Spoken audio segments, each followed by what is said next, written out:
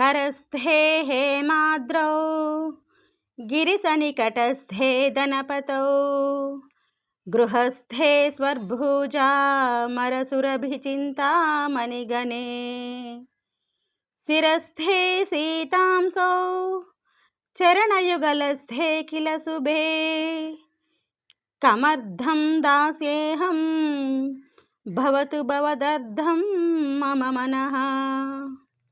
తాత్పర్యము: ఓ పర్వతరాజపుత్రి, పతి, నీ చేతిలో బంగారు కొండ ఉంది. నీ స్నేహితుడు ధనపతి అయిన కుబేరుడేమో నీ ప్రక్కనే ఉన్నాడు. నీ ఇంట్లో కల్పవృక్షాలు, కామధేనువు, చింతామణి ఉన్నాయి.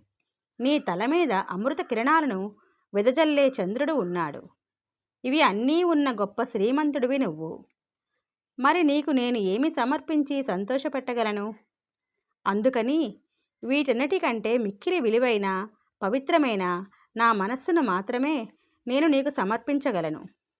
అంత మాత్రానికే నువ్వు సంతోషించి నన్ను అనుగ్రహించు. భగవంతునికి ఏవేవో సమర్పించాలని తాపత్రయపడకుండా ప్రధానంగా పవిత్రమైన మనస్సుని అర్పించాలని సూచిస్తూ ఉన్నారు.